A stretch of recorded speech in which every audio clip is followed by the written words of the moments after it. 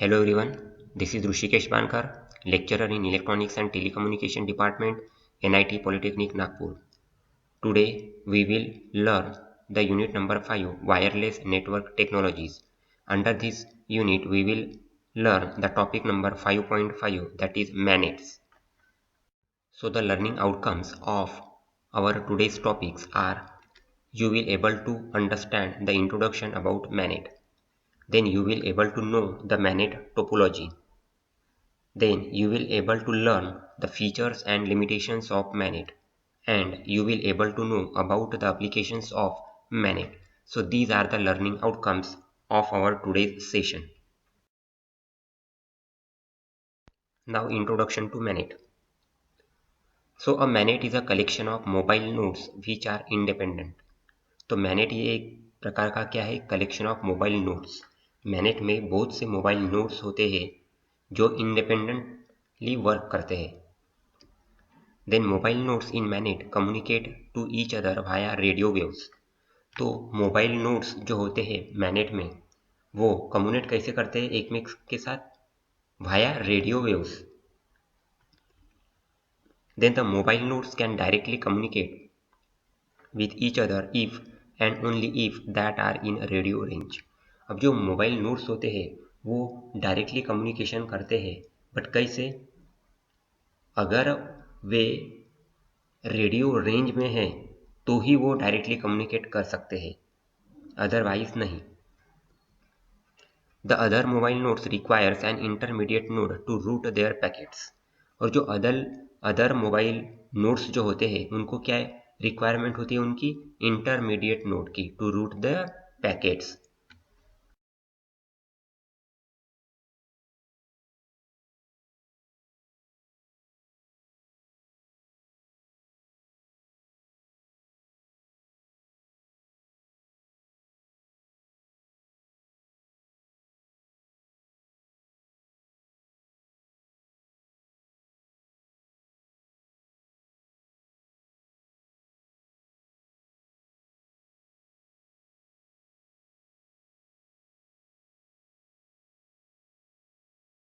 So, for the communications with each other, each mobile node has wireless interface. अब जो mobile में communication होता है वो टोटली वायरलेस होता है. So communication with each other, जो दो मोबाइल एक में के साथ अगर कम्युनिकेट करते हैं तो वो कैसे होता है? Wireless. Then these networks are distributed and can work at any place without taking the help of any fixed infrastructure. अब जब हम मोबाइल पर बात करते हैं तो कोई ऐसा फिक्स्ड इंफ्रास्ट्रक्चर नहीं होता है कि यहाँ से ही करो वहाँ से ही करो. हम कहीं से भी बात कर सकते हैं at any place without taking the help of any fixed infrastructure.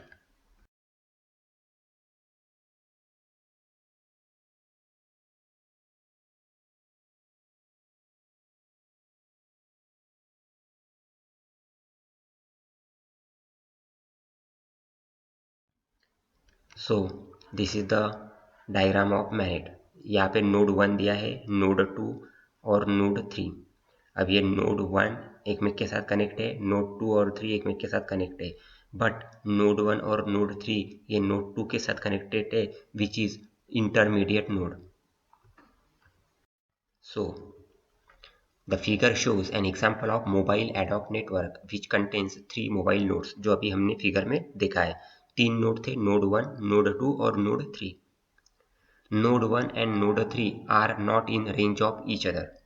Node 1 जो था और नोड 3 ये रेंज में नहीं थे एक में के साथ, but node 1 is in range with node 2 and node 2 is in range with node 3.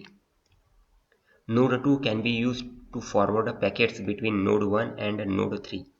अब जो नोड 2 है जो बीच में था नोड, वो यूज होता है किस लिए? For forward packets between node 1 और नोड 3. बराबर है. Then the node 2 acts as a router and 3 nodes together form an ad hoc network. अब जो नोड 2 था जो बीच में था वो कॉमन था दोनों के लिए, नोड 1 और नोड 3 के लिए. तो नोड 2 ये एक्ट एज अ क्या होगा? Router. It's act as a router and total 3 nodes together form an ad hoc network. A MANET is a self-configuring network in which mobile routers are connected by wireless link. अब ये MANET क्या है? MANET एक खुद ही configuring network है जिसमें mobile routers ये connected होते हैं थ्रू वायरलेस लिंक से, उसको बोलते हैं हम MANET.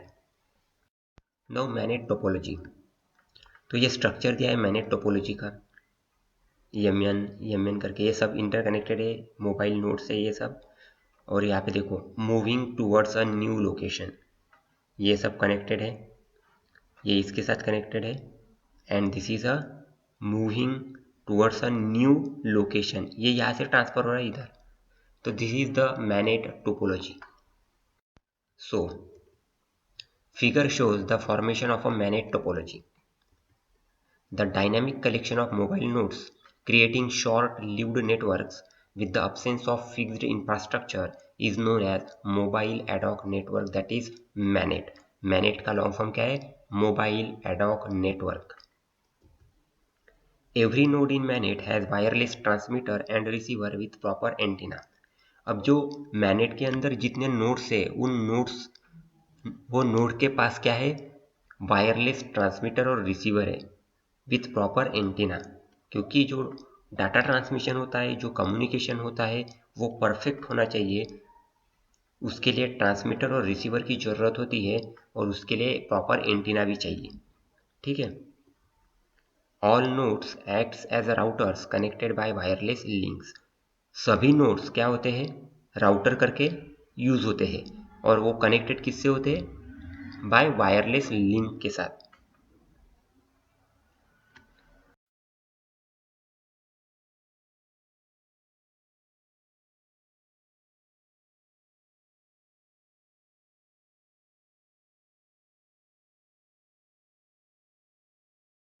So in MANETs, nodes can move freely and can be organized in an arbitrary manner.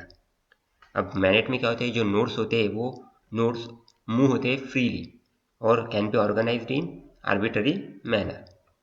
The MANET is an autonomous system of mobile terminals, mobile nodes और mobile station acting as routers which are interconnected by links. अब MANET एक autonomous system होती है mobile terminals की, जिसमें mobile nodes और mobile station ये as a क्या एक्ट होते हैं? राउटर्स, जो इंटरकनेक्टेड होते हैं लिंक के साथ।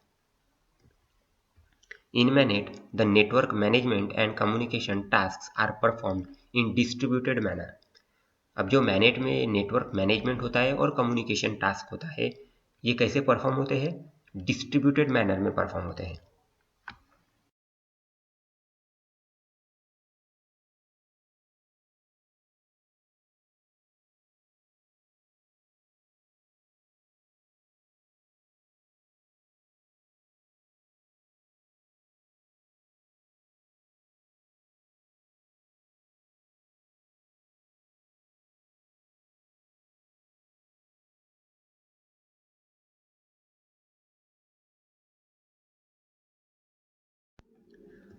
Now, there may be change in MANET topology time to time as nodes moves or adjust themselves during their transmission and reception parameters. अब क्या होता है मैनेट टोपोलॉजी में? टाइम टू टाइम चेंज आता है। क्यों? क्योंकि नोड्स जो मूव होते हैं वो या फिर एडजस्टेबल होते हैं ड्यूरिंग देयर ट्रांसमिशन और रिसेप्शन पैरामीटर्स में, उसके हिसाब से वो टाइम टू टाइम अपडेट होते रहता है। MANET node has no base stations, that is MANET is an infrastructure less network. अब MANET जो है वो उसमें कोई बेस स्टेशन नहीं है। MANET ये क्या है? एक इंफ्रास्ट्रक्चर लेस नेटवर्क है जिसमें इंफ्रास्ट्रक्चर नहीं लगता है। From source node to destination node, data packets are transmitted in store and forward mechanism in peer-to-peer multi-hop nodes, which acts as a router.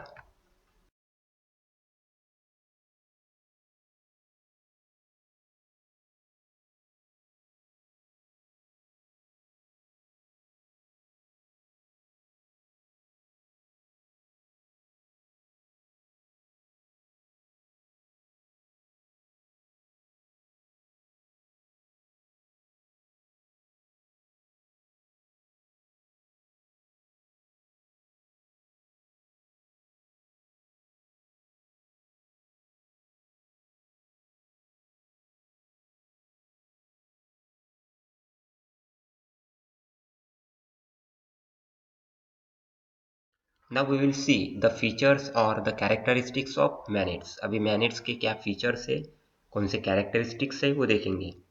तो पहला क्या है, as there is no central control on network operations, control of network is distributed among the nodes. तो MANET में ऐसा कोई central control नहीं है नेटवर्क ऑपरेशन पे, वो कंट्रोल नेटवर्क जो है वो कैसा है, डिस्ट्रीब्यूटेड अमंग द नोड्स। दूसरा है, nodes in MANET move freely in network with different speeds, hence network topology में चेंज रैंडमली। अब जो नोड्स होते हैं मैनेट में वो कैसे फ्रीली मूव होते हैं नेटवर्क में डिफरेंट स्पीड के साथ। सो जो नेटवर्क टोपोलॉजी होती है वो रैंडमली चेंज होते रहती है। So when a node sends information to other node in MANET which is not in communication range, the packet should be forwarded via one or more intermediate nodes। अब क्या होता है, कोई एक नोड है जो इंफॉर्मेशन सेंड करना चाहता है दूसरे नोड में मैनेट के अंदर, जिसमें कम्युनिकेशन रेंज नहीं है, तो ऐसे इसमें क्या होता है, the packet should be forwarded Bhaya other intermediate nodes.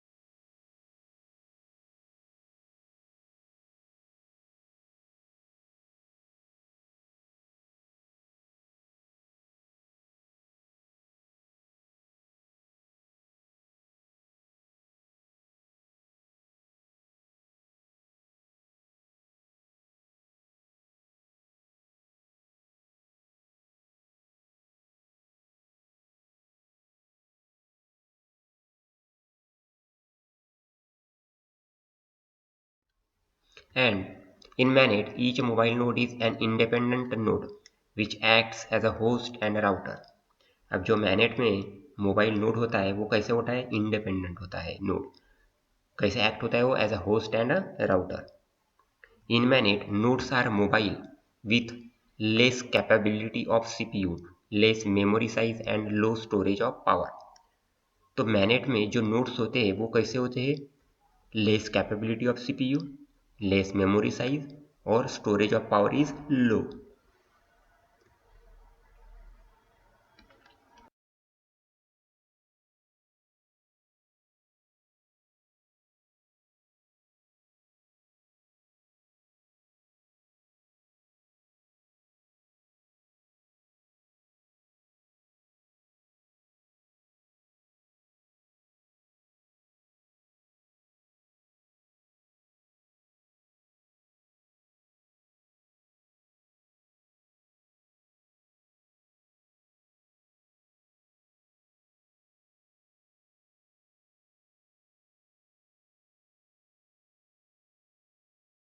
Now we will see the advantages of MANET.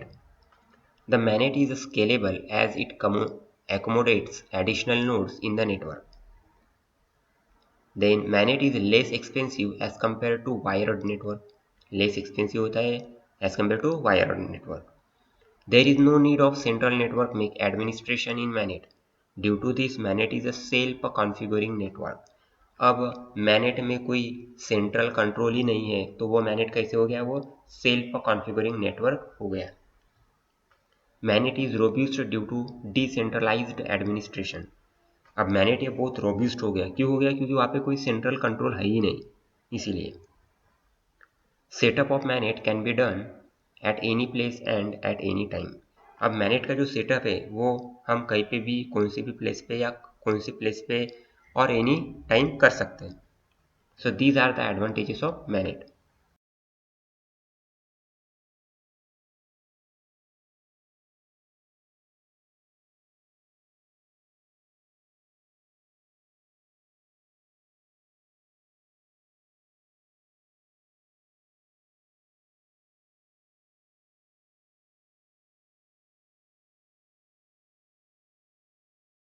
Now the disadvantages of MANET.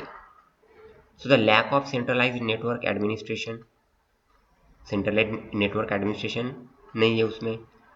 There is no system of verification of users identity before allowing data access. अब इसमें ऐसी कोई system नहीं है verification की user के identity की. जो हम डाटा एक्सेस करते हैं वो उसके लिए कोई ऐसा वेरिफिकेशन सिस्टम नहीं है. Cannot define physical boundary of the network. उसकी जो फिजिकल बाउंड्री है वो ऐसे हम डिफाइन नहीं कर सकते, ये उसका डिसएडवांटेज है.